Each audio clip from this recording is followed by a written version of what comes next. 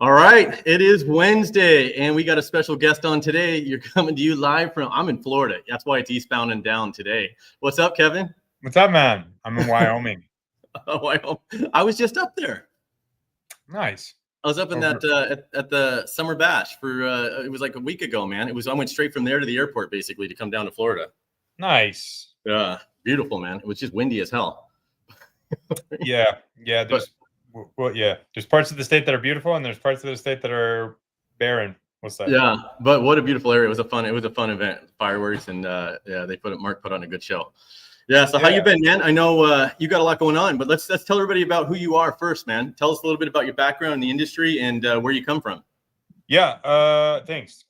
Kevin Hohe. I'm native to Illinois. My soul is in the mountains. I just freaking love the mountains. But my business is in Chicago, Complete Fence. We run about, I don't know, 120 people putting in fence. Love the industry. And yeah, we started our own sim. I didn't mean to compete with you, so please.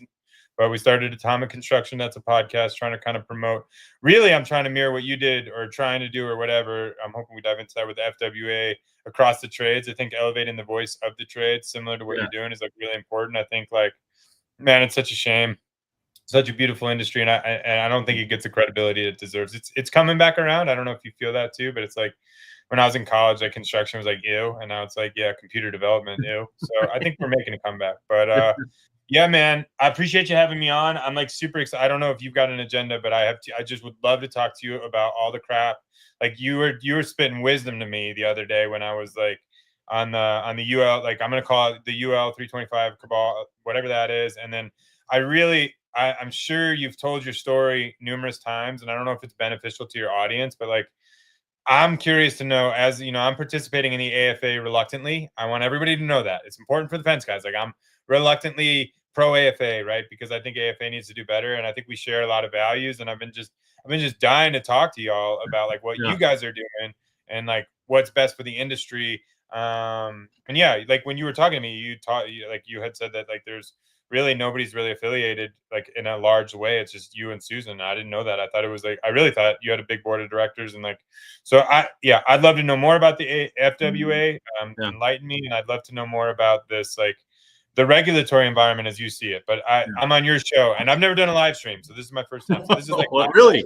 I figured you were all over. That's funny. Yeah, and going back to what you said, I mean, starting podcasts, I don't believe any of this is a zero-sum game, except when we're out bidding a job. Only one of us is going to get that job sometimes, right? If it's 1,000 feet of fence around a building, that's a whole nother subject. One of us is going to sell that job. One supplier is going to get that material, things like this on one particular job. But the rest of this stuff, associations, trade shows, podcasts, magazines, you name it, this is not a zero-sum game. You could go to all the shows. You could go to 2. You could go to 1. You could watch your podcast and watch 3 other podcasts. It doesn't mean that they're only going to watch one podcast or go to one trade show or go to one association. So I don't look at it as competition. And I think that if we're going to take our industry to a whole new level of being professional, I personally don't believe it's done with policy and regulations and laws. I personally believe it's done through training and access to the information and access to materials and things like that. So it's just 2 different perspectives. And even if you take a look at, you're with AFA and, now you're the chapter and stuff. And, and I'd love to get into what led you to get involved on the chapter leadership side. But I think that, I agree with 90% of the stuff. So I think that 90% of the stuff that AFA did and how they started off trying to solve problems when it was a bunch of fence companies, that was great. Do I think that it straight off, after a while, complacency kicks in everywhere, doesn't it? In our companies, in us, in everything. So I think that, we just kind of kicked it in the butt and made everybody realize that, you better step up or you're going to get passed up by people trying to do something. But I'd love to hear what led you to get involved in the chapter leadership. Yeah, happy to share. I was like, I'd say for my first 10, I don't know, maybe 15, 12, 13 years, is like, I don't even know if we paid into the AFA. I was like, what is it? It doesn't deliver value. Like, and I was kind of like, I would say the chronic AFA sucks guy, right? And I was like, I don't remember what convicted me. I think it might have been Travis out in Colorado. Somebody was like, I don't know. Somebody was like, you should get involved. Like, you can't. And I was like, man, that's pretty convicting. So kind of the token showed up at a meeting, started running my mouth. And like, next thing you know, you're duly elected and trying to make a difference. So, yeah. And I just want to say is like, as I speak to my criticalness of it, I know there's a lot of, I don't know, I feel like there's a bit of a WA versus AFA, and I don't see you promoting that, by the way, but I do see that as an undercurrent. I really am. I think they're trying to do the right things, and that's where I think it's really interesting if we can dive in on like where your schism came and like what's going on. Like I'm very proud of the leadership. I this is what I'll say. I mean, I run a 120 person company. Like, dude, running a 2,000. I don't even what you're doing, what they're doing. Like, forget it, man. Kind of like forget it. It's not easy. So yeah, I don't know if that's good. Well, how long? In the chapter you're in now.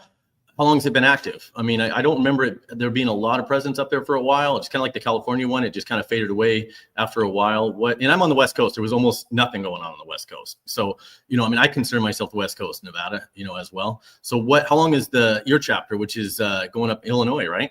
Yeah, so Chicagoland, so Wisconsin. We just invited the Wisconsin folks to start coming to our meetings. We just literally just had our meeting, but yeah, I think the history of the chapter would be vibrant maybe 20 years ago, and then just declining for the last probably the last 10, 15, 20, and now we're building momentum. So we're getting a cadence together, getting a calendar. But yeah, I'd say historically, I think they 20 years ago they did really good, and then they just kind of just fallen off. I think I wasn't around for those. How long has it been kind of reactivated? I mean, there wasn't much. If you were in Chicago, you had to have went to the national level or something, right? If you wanted to. Yeah, I mean, for all of my time, I don't know. I can't speak to it because I wasn't pursuing it, but I don't think there's been much of a presence for the past 15 years. I think it's in the last 2 or 3 we kind of started upshifting and trying to do some stuff. About when FWA came on the I can promise you it's unrelated. I can promise. I don't want to say that. There was a day where I was like, I think you probably came on the map right after, and I was like, huh, is this guy doing everything that I was hoping to do? And that's why I'm super curious, because I know very little about it. And yeah, that's awesome. No, I mean, and honestly, it's nice to see people get involved.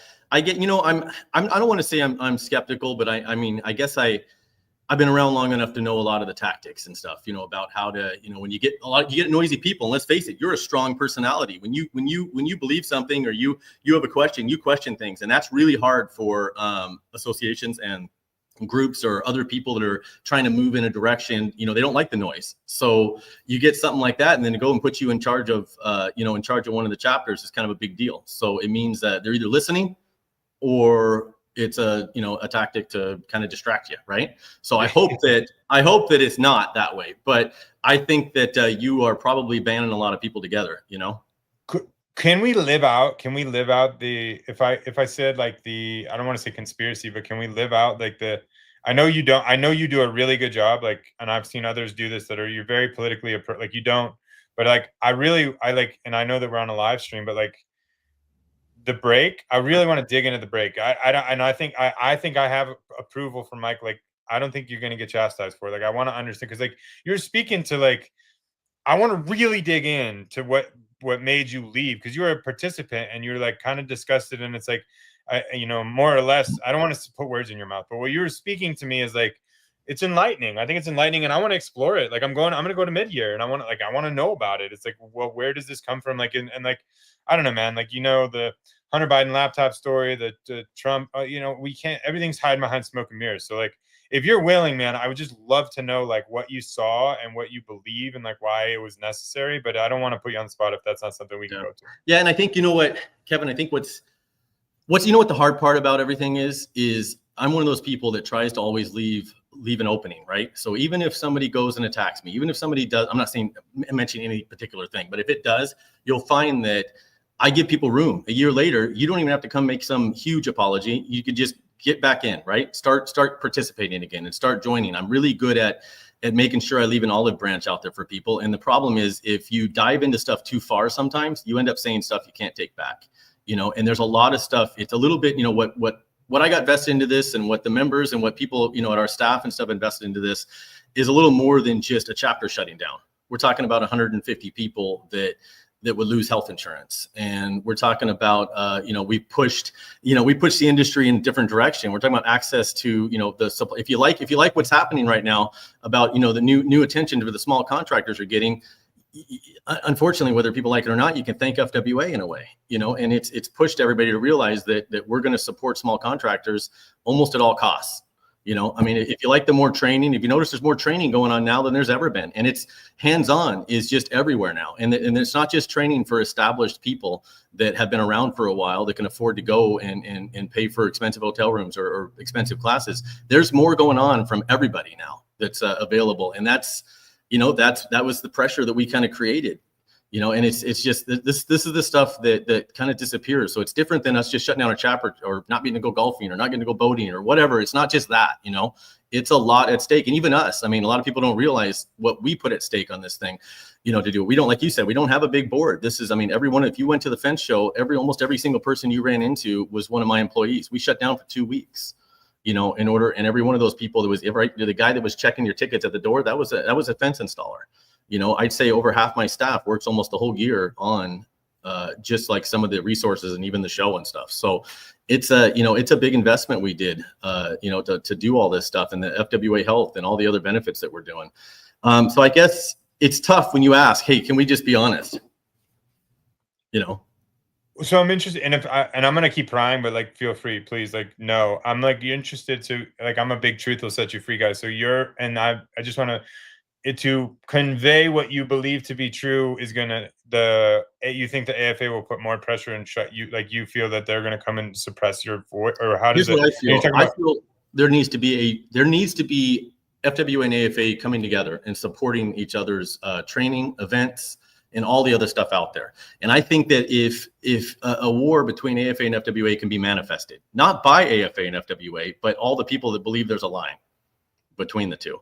And and yes, did I start FWA because I didn't feel like I would be able to be as included in AFA and move quick enough to do the stuff that I wanted to do for the industry, because it was bottled down by boardrooms and decisions and manufacturers and suppliers and policy and why and do I feel that they are influenced by the people by the largest sponsors? Absolutely, everybody would be. And would that hinder my ability to actually push and move in the direction that I wanted to move? And yeah, I mean, I remember I was at one of the shows and here we go. Showed up at the first show that I went to. Everybody's in Las Vegas fence shirts, and this has changed. And you ask Michael Reed, I told him the same story, back then. And my father-in-law, which is my sales guy, if you ever met him, was into a lot of family people that work there. He walks up with an Las Vegas fence shirt, and he goes up to grab a hat or something on the counter, and they pull it back, and they said, "Who are you?"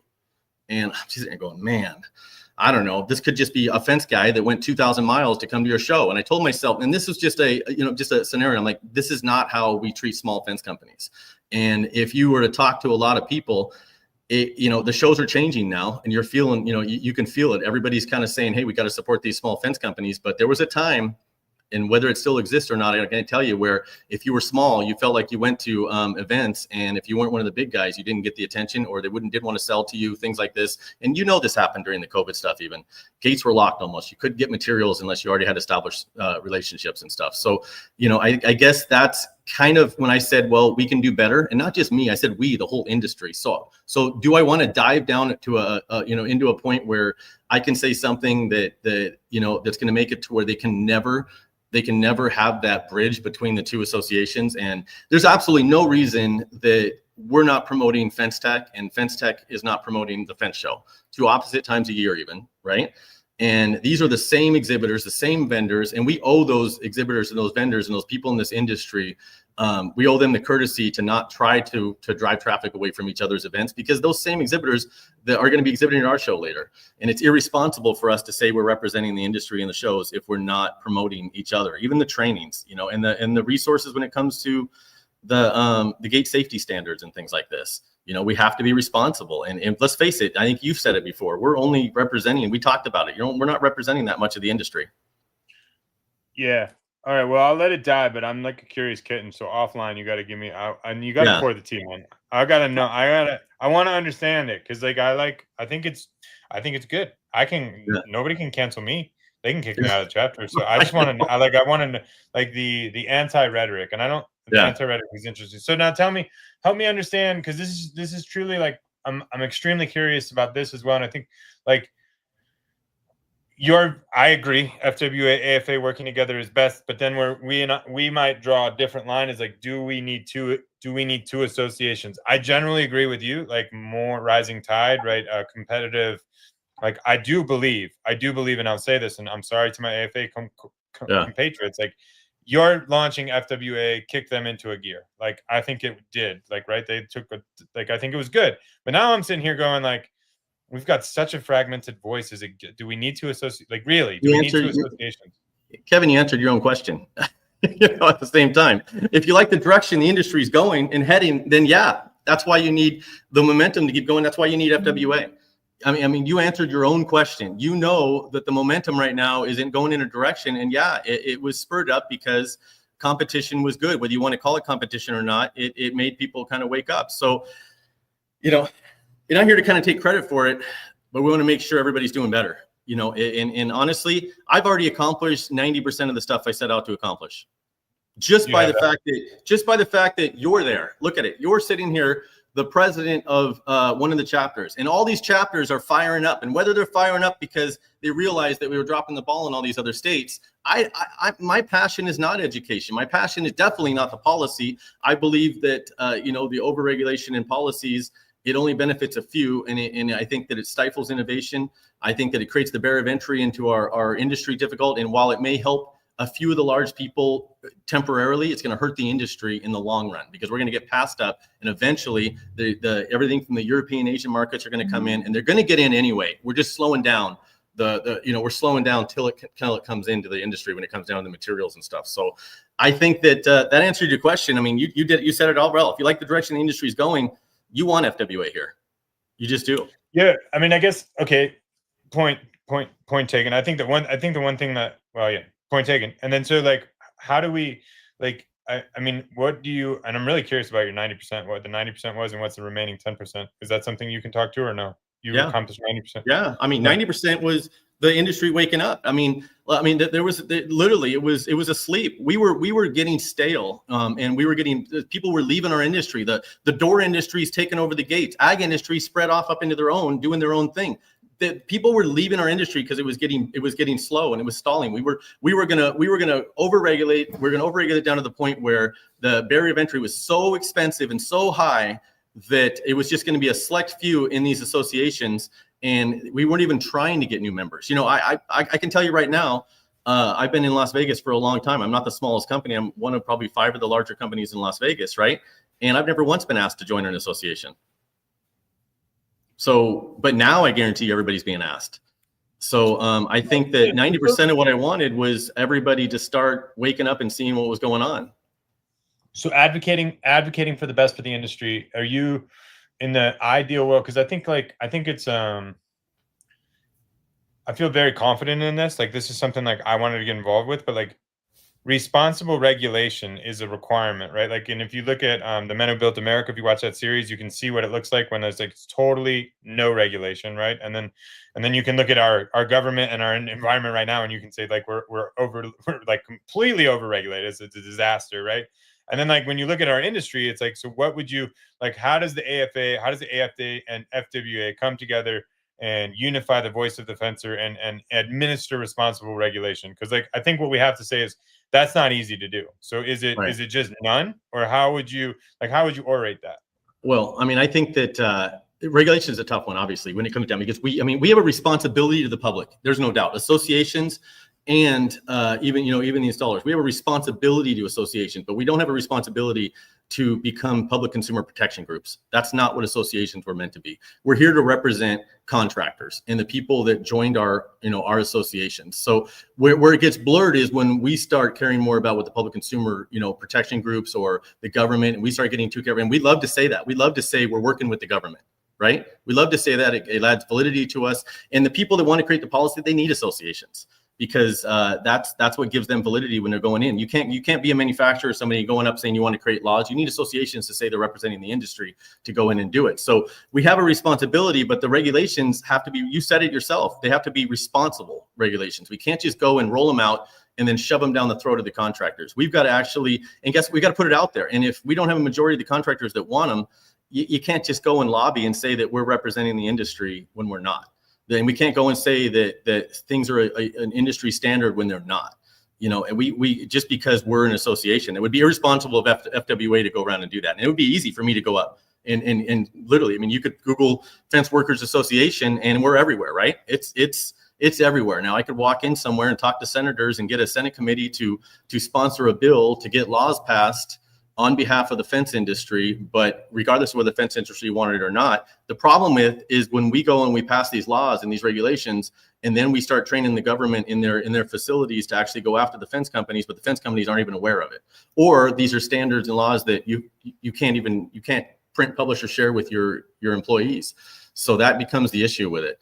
So I think that it's definitely it's definitely an issue when we start doing it without irresponsibly. We start doing it without talking to the fence companies first. And I'll pass. Like, it's like there is and I just hear it in your voice. There's an undertone of like they've already done it wrong and they're doing it wrong, right? Like and you're not being like overtly like. And I'm like, man, I want to know what that is, because I'm sitting in there and I'm like, they don't even know what they're doing about regulation. And like, I believe that whatever this like the sin, I'm gonna call it the great sin that really drove you away, right? I tend to believe whatever that was a huge accident and it's a disaster.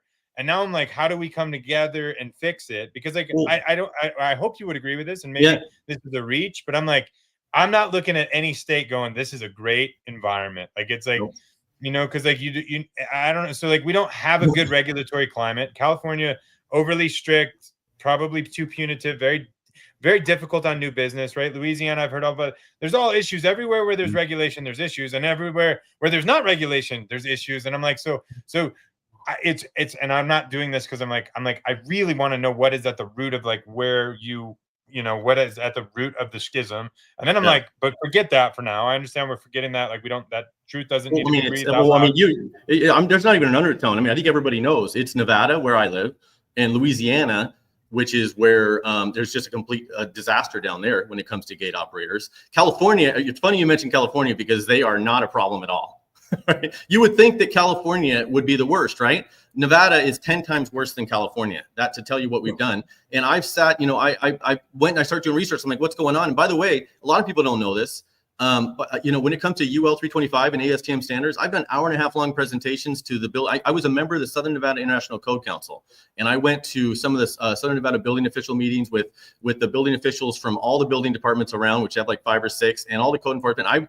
I was teaching them about UL 325 and ASTM F2200 when it was, because I was under the assumption it was still a voluntary standard. Meanwhile, being as active as I am, and I'm pretty active in my own community. I mean, I on speed dial basically my county commissioners and everybody when it comes down to this. I mean, the lieutenant governor's office just gave me an award. You know what I mean? I stay active with my state in there. And so for the fact that members of UL 325 were lobbying, while I'm doing all this to the Senate committee without me even knowing, and getting this to become an actual law, and then updating and amending the laws without any of us even knowing it's a law in my own state, tells you where the problem lies. And this isn't just here. Then it spread over to Louisiana. Let's face it, it's been 25 years since UL has been started to get enforced here on the gate operator side of it. And it's a garage door standard, by the way. It's nothing to do with gates.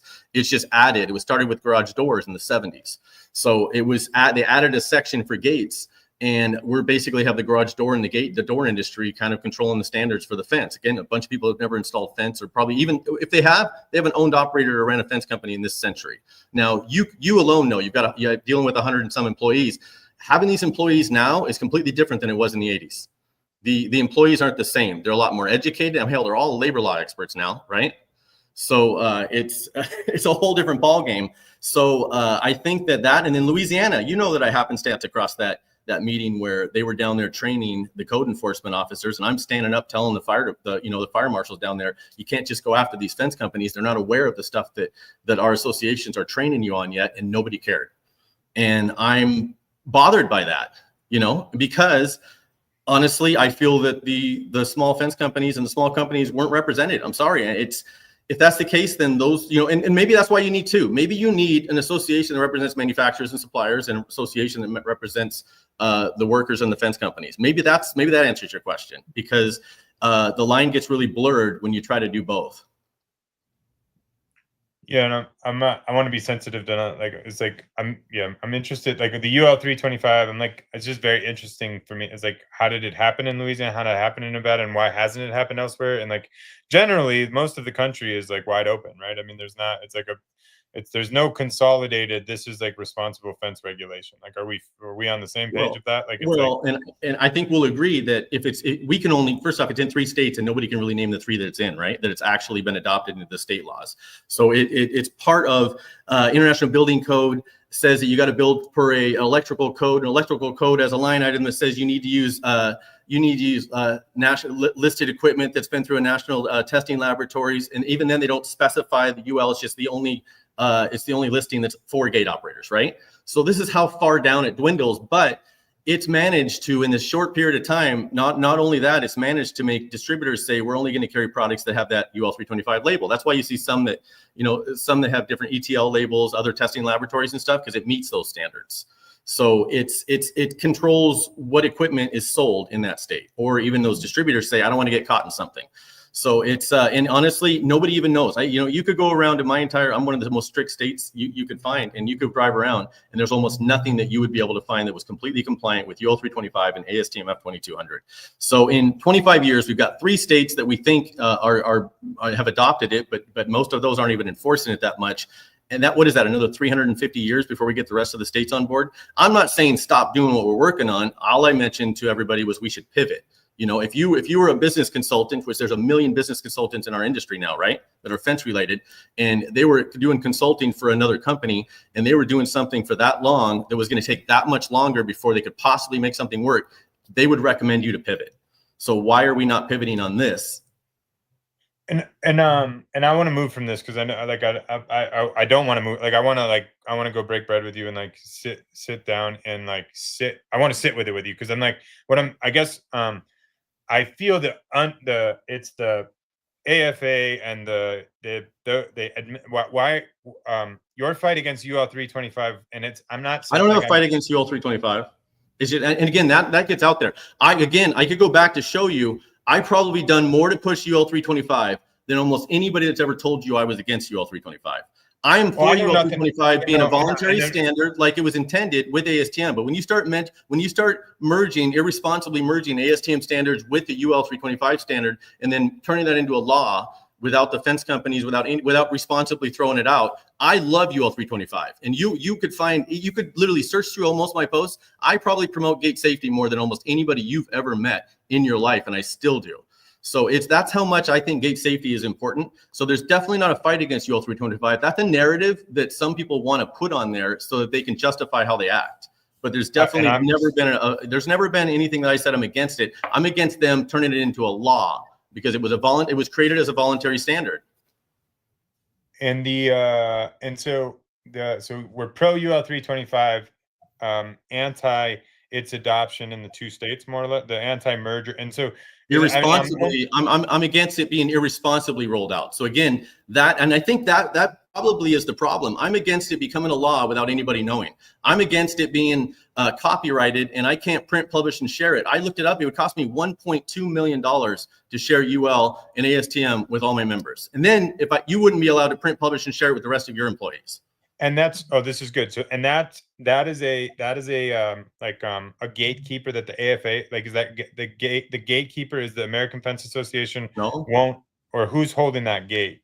It's just a copyrighted standard. I mean, it's UL Solutions is part of UL. These are voluntary committees that actually create the laws, and then it's owned by the actual standards end up. Keep in mind, I haven't tracked this thing down to the nuts of it, but it's not, the UL is not not a nonprofit. It becomes for profit once you start selling standards and stuff. So there's two different sides of it. So AFA is not there. And honestly, I don't think there's bad people at AFA that are doing anything with this. I think that it sounds good. I mean, you can sell safety, right?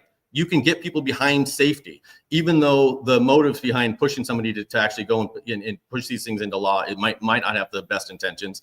But we need it. We need these standards. We have to be responsible. We have to build gates that are safer. There's no doubt about it. Yeah, well, in the future, I mean, I've actually modeled it. I love it. I mean, I think I think like responsible regulation, like if you do it, if you like, I think like it can be done. Like, and Yeah. it should, to your credit, like I think we need to promote the best companies, right? And then I think we need to elevate the newcomers, right? And I think there should be formal mentorship program and all of that. But it's like, we'll get into that. That could be a whole another episode, or we could do it offline. But and so I'll move from this if I can. I'm just like really curious about like. I'm curious about if you care to share like all the ins and outs of the FWA. Like I like you probably know the ins and outs of the AFA better than I do, but it's like I have don't. no I have I no don't. idea. You kind of like call because I was like asked a question that I probably shouldn't have because I thought like it was you, Sean Kang, and oh my gosh, I can't remember his name. Come on, the guy that was calling out Michael Reed, the Wyoming boy. He's gonna Yeah. get mad at me. This is live feed. Mark Olson. Mark Olson. Is that who you're talking about? Yeah, yeah. I was just at his summer bash thing. Yeah. I thought you guys were kind of the pioneers, and you said like they're not really affiliated. It's really just you and Susan. Yeah, I mean the day-to-day operations of this association is me and Susan having probably 50 million phone calls. There's only one employee, and it's Susan. So everybody else is voluntary. It's just her. So she's the one I have contact with every day. And then in my office, I've got probably I probably have at least 3 or 4 people that work on it that are on my payroll at Las Vegas Fence.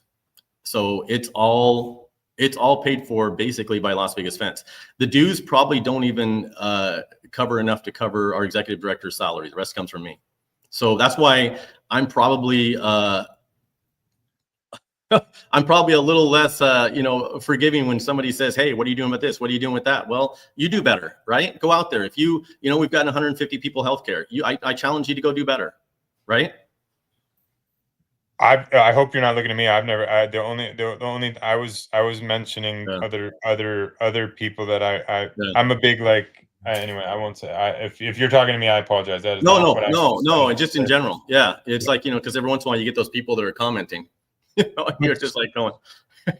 But yeah, so I mean that's the whole. That's it. We do. We're constantly working on resources and Fence Social that we created. We've got the show. Like I said, we pretty much had to fund that whole thing and take a lot of. It's different than just setting up. It's different than just going to a hotel and setting up some tables and your minimum liability or something like that. But we had to go put a lot on the line to kind of pull these shows off and pull the resources and put through everything that we're doing. And so, you know what? You didn't do that. I really was hoping you were going to do, and I did offer like years ago, to help with is that like the used, like the interactive garage, like sell your overstock thing. That never took flight, did it? Wasn't that you that was started? I tried it, man, but nobody put nothing on there. I was ready, man. I messaged. I said I want to see this exist because we all got shit in our yards that other. Did you see that? I had it. What was it?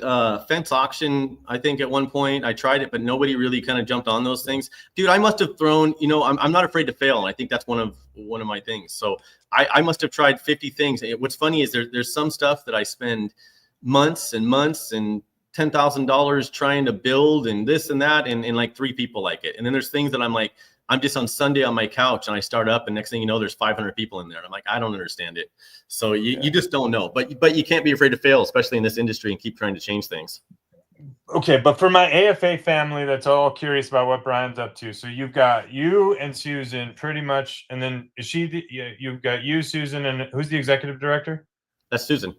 Oh, Susan. Okay. And then basically it's funded by all your people. And then there is a board of directors though. No, are they active or they're not? No, it's still just us. I mean, we're hoping to get some of that stuff set up, but there just hasn't been time and enough interest in it yet. I mean, you Susan, you looking for a new job? I'm hiring.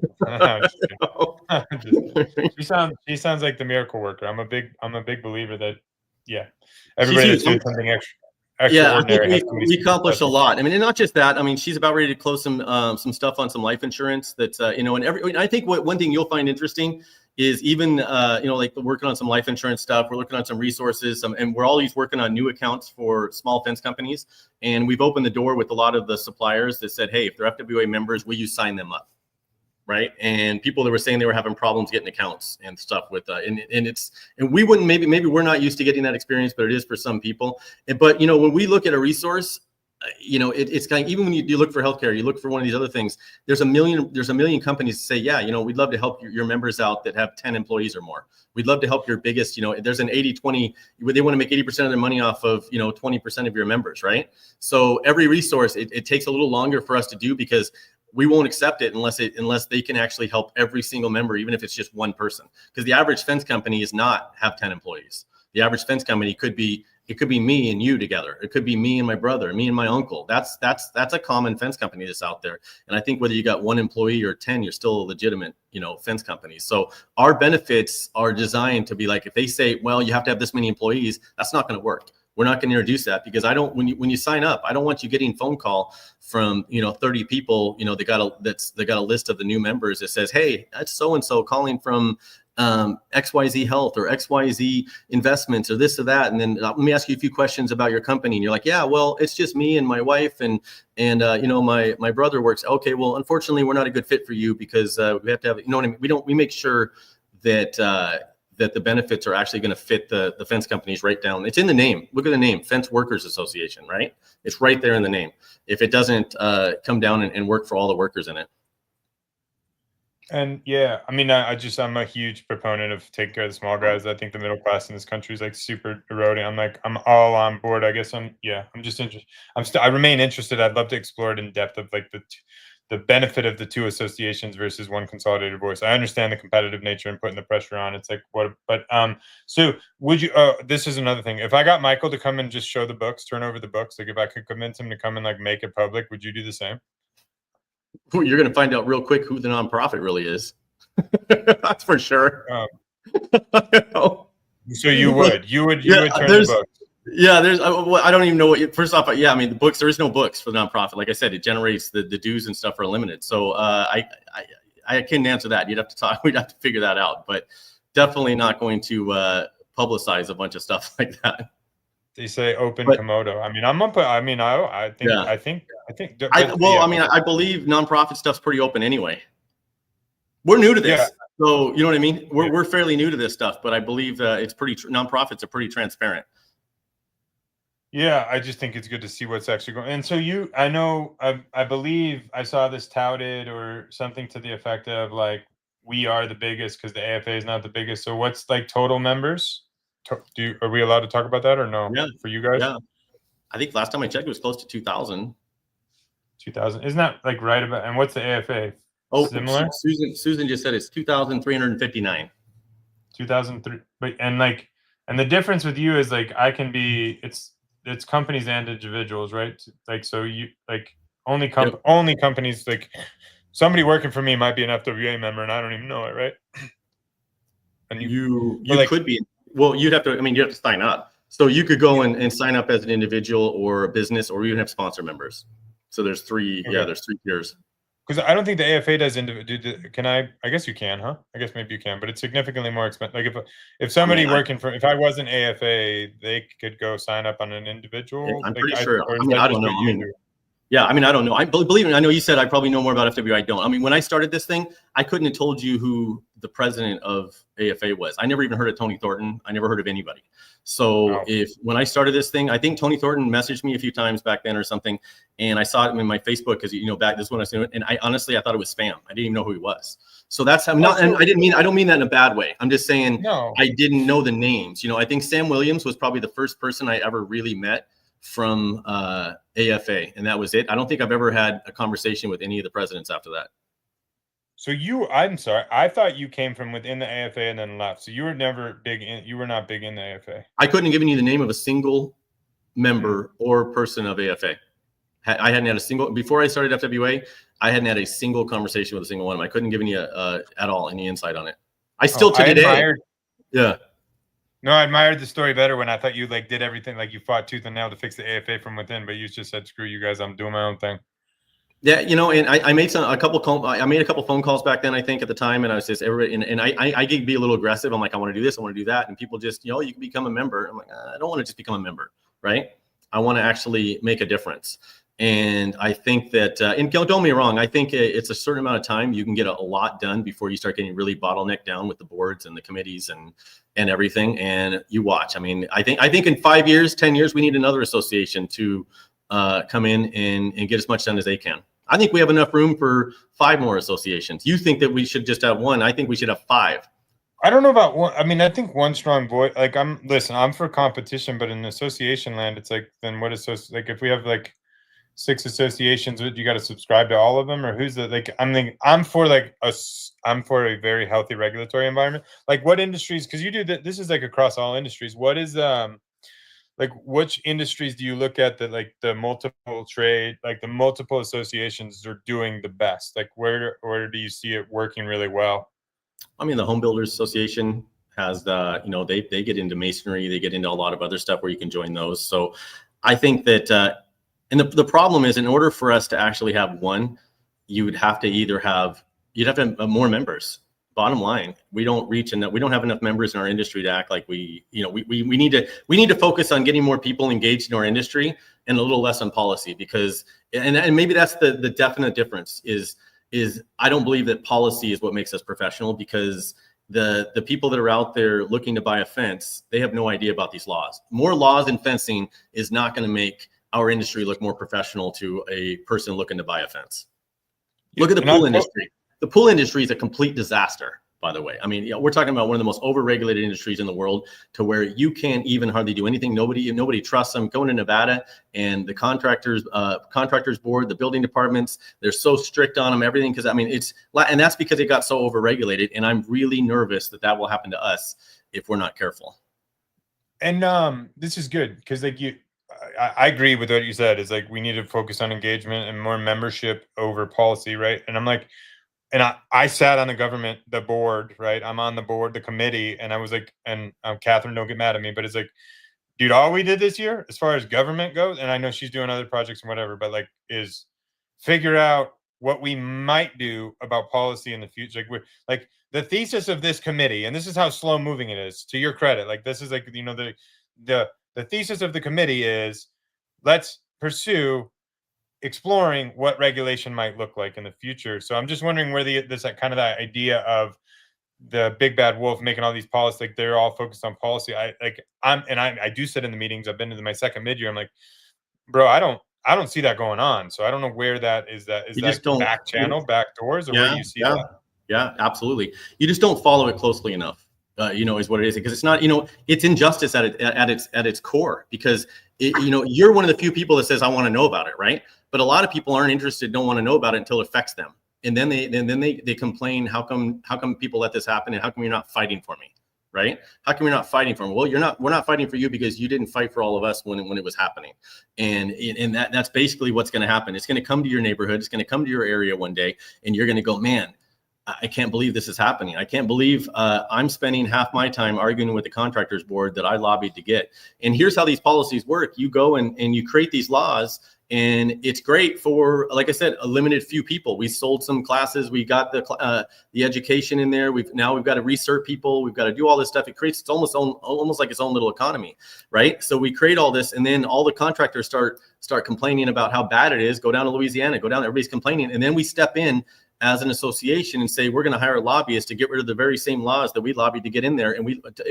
But we're here to help after we created the laws, because they couldn't control it. You can't control the government, what the government does with it, after you've already created it and how it grows. They create a department. That department is going to do everything they can do to stay in business. And the only thing they can do is go after the people in their system, and that's you. So they go after the people doing it right.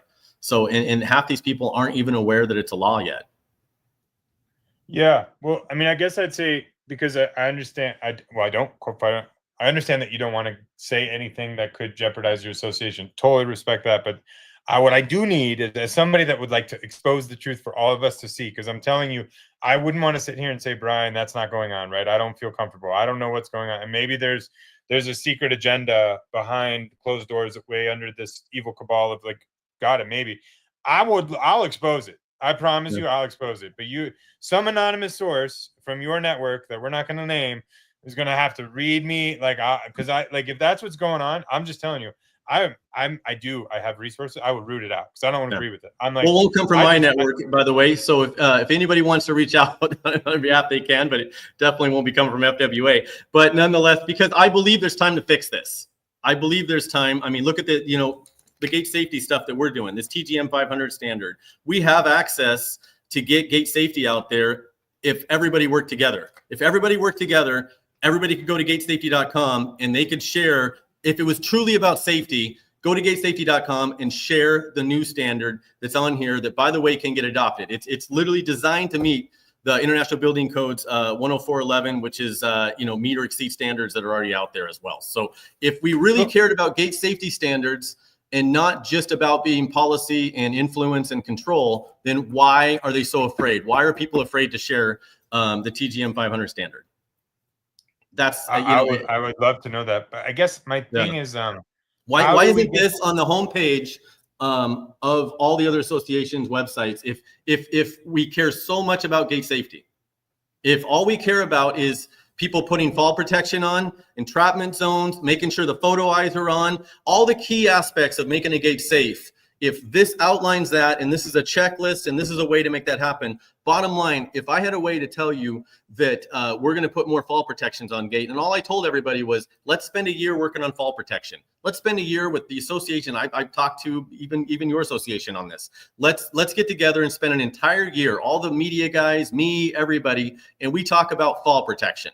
And then the next year we talk about entrapment zones. We do this because, come on, I mean, what do we got to lose? It's 25 years. We got 3 states and nobody even knows what's going on in those 3 states. Even if you took kept working on the agenda to get UL 325 adopted in every state, but we did this at the same time, it's not meant to replace UL 325. It's meant to complement it. Why is this such a challenge to that? Why aren't they sharing this? And I get it. They can say AFA, FWA, they can say UL, TGM, call it whatever you want. But if you truly believe in gate safety like I do, and by the way, you can print, publish, and share this. There's 0 copyrights on this. Print it, put it in a cab of every one of your trucks. You could download the gate safety app. You could go to Android, iOS, and download the app. You can start doing checklists tomorrow and have your crews doing it to make sure fall protection's on there, the entrapment zones are handled, abrupt edges, all the stuff that they show videos on everywhere showing how kids are getting hurt. We've got it right here. So why is this not being shared? I don't know what it's just a safety manual. You've made what is it? TGM 500 is an entire gate safety design checklist. This is part of for training tomorrow with iOS apps that I've created, everything. iOS and Android apps, we could increase, and this isn't just lab tested. I mean, you could go and create, you could go and create all the operators you want to say, it's tested in a laboratory, but you can't guarantee that they're installing this stuff correctly in the field. And it's free. Help me understand. It's a complement to UL 325, and I guess also is your issue that they're not promoting that, or your issue is they're promoting something else that's more evil? And you said the words that nobody from your network is going to be the one to inform me. It's like, if I want to go to mid-year and I want to say, hey, this is the beef, this is what we got to stop doing, how do I come to a clear understanding of what it is? By the way, I've emailed UL and on behalf of Fence Workers Association saying I'd like permission to share the UL 325 and the ASTM standards, which is now merged together, right? And I think it was 2018 when they merged them together. So no, you can't share it. So I'm like, well, how am I supposed to promote this to the members if I'm not allowed to share it? So then I went to this meeting at Tony Thornton's event, the business thing that they had, that one in Oklahoma. I went all the way there, brought down a couple of people, sat there. They added an extra session to discuss gate safety. And I've got one of the guys from ASTM, and I think he worked for Ameristar. Then we had UL people there and all the other people. And I said, look, you guys, I go, you guys finally broke me. I will 100% get behind. They had this big plan and they wanted everybody to sit around and talk about how we were what can we do to modify the standard? I'm like, we're not here to modify it. Nobody understands it now. What are the meetings about? You're going to keep making it more complicated. Nobody can access it. So I said, you guys broke me. I even told them, you broke me. I'll support it. I'll back it. And I asked them both, will you just remove the copyright and let FWA share the standards? No. Or we'll get back to it, whatever it is. You know what I mean? That's my only beef on the whole thing is I can't. But that's not I just want to make sure that's the UL 325. That's not. How does AFA govern that? Do they? Yeah, I'm not. Yeah, I'm not. Yeah, I for some reason I'm not tying AFA into it, but they're obviously a big component of pushing this thing. Forward. A lot of the training is happening on that. I mean, I was down in Louisiana. They were the ones that were training the code enforcement officers on it. And so So I just want to, because maybe I'm not a smart man, Brian. And in my defense, I asked you to send me the write-ups, like send me the content so I could consume it ahead of time. But so you're pro UL 325 as a standard, anti how UL 325 has been adopted, and then you've developed your own gate safety manual that could be adopted by all. That's basically that. You basically took UL 320. Is it? So is that the wish would be that we would go? I'm pro UL 325 and ASTM F2200. You couldn't find anybody that was more pro it than me, to the point where, like I said, hour-and-a-half long presentations on it. That's how pro I am on UL 325 and ASTM F2200. I'm not pro on it, a voluntary standard becoming an actual law, unless it's rolled out correctly. And you'll hear this 100 times. You have to responsibly roll this thing out to the industry. You can't just go into a state and make this a law and then say, first off, we have enough reach, all of us together, to flood the industry with why is this gate safety standard not on the homepage of the website of the people pushing for it to be a law? And then there's a concept that the AFA is like forcing this down irresponsibly. Maybe like that's kind of the thesis. And then what I'm confused about is UL is protecting their codes and won't let you have access to them, but you don't seem very upset with them about that. But I feel like, well, you can't. I mean, I don't believe AFA is doing this, by the way, pushing down this road. So no, this is, and I think that they're obviously, they support it. There's no doubt, right? There's no doubt that it's part of their making. I mean, it's part of what they're trying to become. Look at the policy. They're for policy, right? And they're for policy regardless of whether the whole industry knows about it or not. And so if not you, you got to find me somebody that can help me understand why you say that, because I haven't seen it and I want to see it. But good to go. I'll let it die. Yeah. But again, there are a lot of good people. So it's not, it's not like I'm even against, by the way, against AFA at all. I have a lot of good friends in the AFA. Yeah, and then if I take this, what's the manual called? The thing you built with the apps and all the TGM 500. You can go to gatesafety.com and you can download. You can take a look at it. And that if you're a contractor or installer, click on the link for that, and it'll get you over even more information. And again, you'll see that it's pushing everything that we want to get out there. Honestly, I don't care. Like I said, make it to where we can print, publish, and share the other one, and let's just run with that, right? As long as it's responsible, but it's, I'm just not for irresponsibly rolling stuff out. And your version of it is just a more user-friendly version, or is it the same thing? Or it's contractor friendly. And here's what we care about. It's taking all the aspects that we want. We want fall protection, right? We want entrapment zones covered. We want abrupt edges. We want the warning signs put on. We want all the stuff on there that makes these gates safe. And we want it to where it's a user-friendly so that contractors can actually go out and do it. And at the same time, we need to lower liability for our contractors. We can't make stuff so complicated that no matter what the contractor does, he's missing something and opening himself up for a lawsuit if there's an accident. And you want it to be responsibly regulated. You want it to be law, but you want it to be done responsibly, or you don't want it to be law? Well, if you can't roll it out responsibly, you can't make it a law. And so is your like a desired end state that it is? And I'm not picking. I hope if it sounds antagonistic, it's not at all. Yeah. I'm seeking solely to understand. But yeah. you want either UL 325 or what you've built to be codified and kind of ratified in a responsibly regulated way, or just not regulated but adopted more universally, or ultimate. I'm just wondering your ultimate. It needs to become an industry standard. Doesn't mean it's a law. There's plenty of ways that we do stuff in an industry standard. I mean, Starbucks is the industry standard for a latte. It doesn't need to be a law.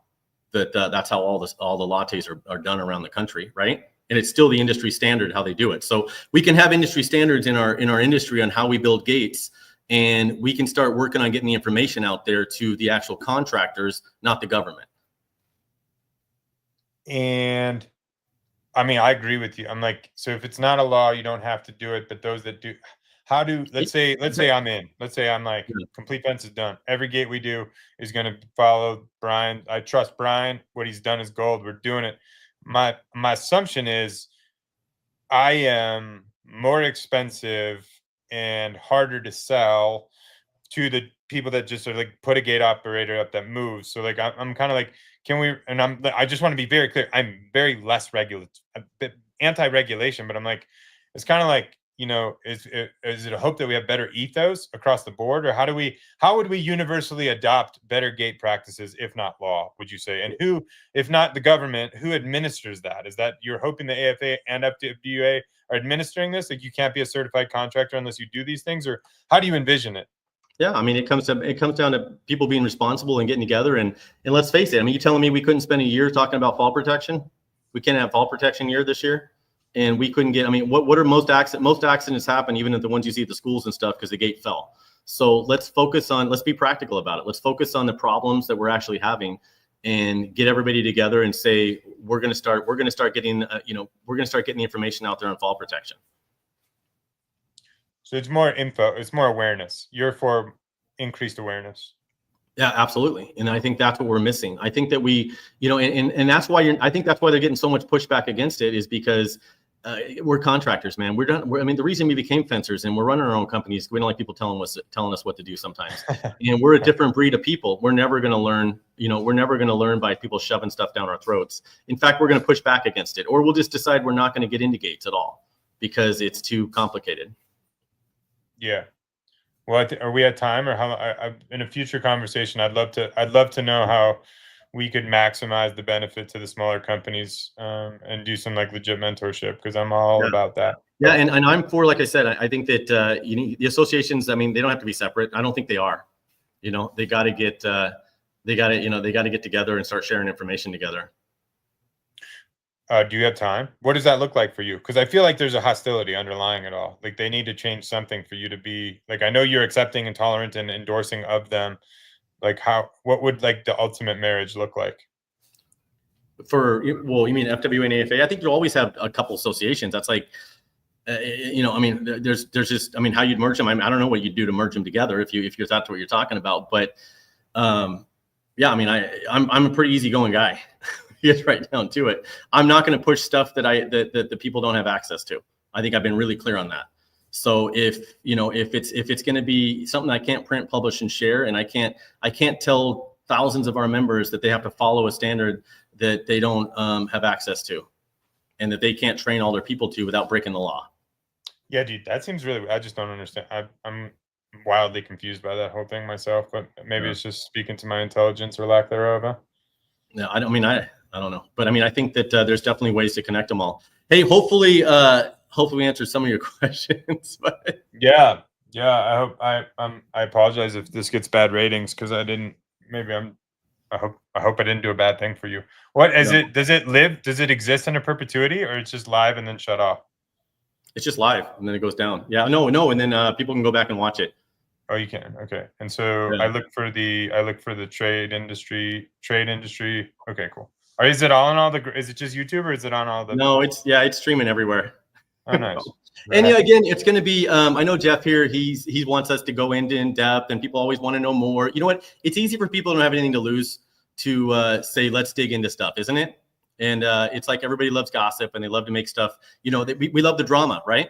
But it's just, it doesn't benefit the industry, and it's not going to benefit the industry if FWA gets weakened or if AFA gets weakened. I need AFA, and AFA needs us. We need everybody together. And it's like, if there's a weak show, at the Fence Tech, it doesn't help FWA show. If there's a weak fence show, it doesn't help Fence Tech show. There's no, you know what I mean? All the stuff that's going on are benefits. It's, they've got different benefits than we have. It's really that we're not even competing at all.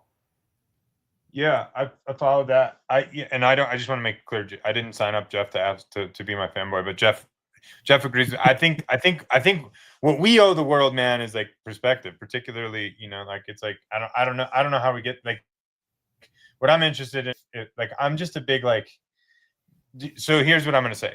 If the AFA is as you say it is, it needs to be revealed so that the AFA can birth out of it. You know what I mean?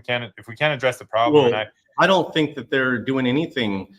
I don't think they're doing anything malicious to the industry. So there's nothing to reveal. So I guess I think this has been created. This literally has been created by other people to think that I think that at all.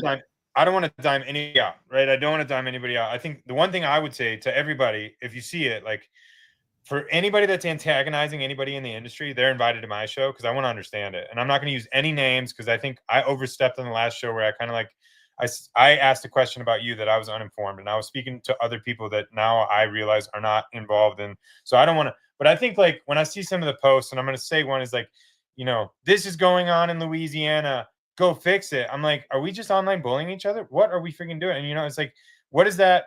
What is the call to action, right? And so my ask of all the people that are listening is if we're antagonizing anybody, I want to come and reveal what the antagonizing intent is, because I think it's very easy for me to put that out and say like, F you, do better, right? And this guy should get fired, and like, and I'm like, okay, I'm like, point taken. I hear you.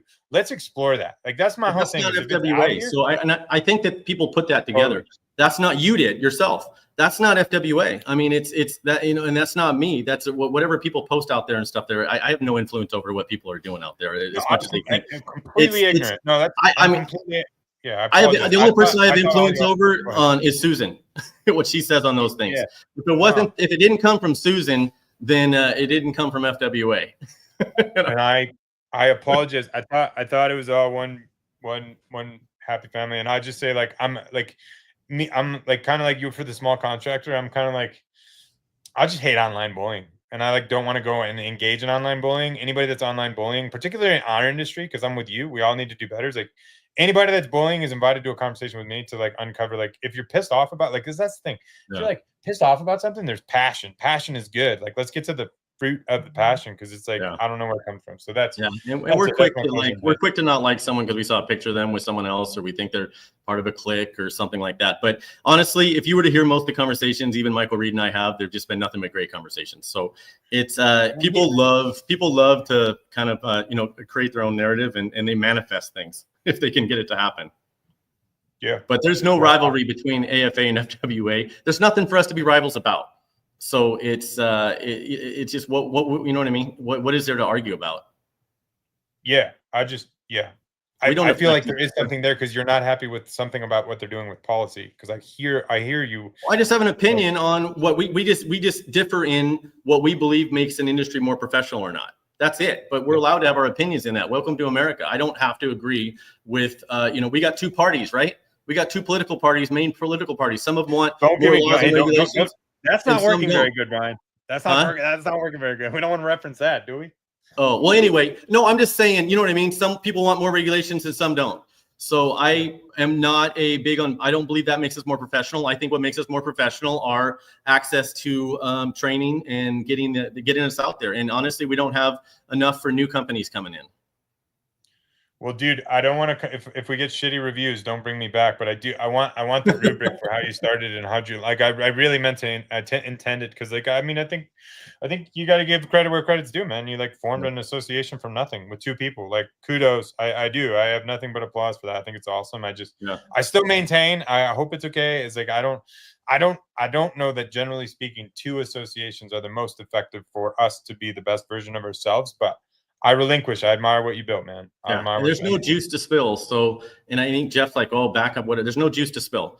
I don't think there's some massive conspiracy going on at AFA. So I don't think you've said it before. I don't think it's organized to that point where it's a massive conspiracy happening.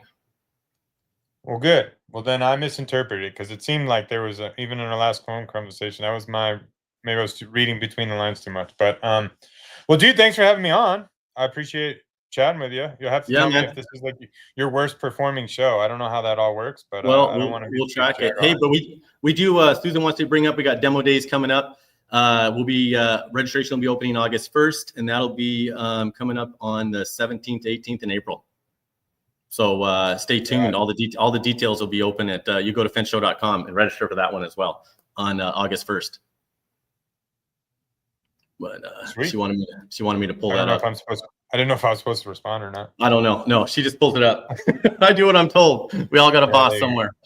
All right, Kevin. It's late for you. This is the latest I've been up now. I'm over in Florida, so I'm beat too. We long flights. Getting down bedtime, man. Thanks for making time. It was good chatting with you, bro. Yeah. All right, man. We'll talk to you. Have a good one. See you next time. Later.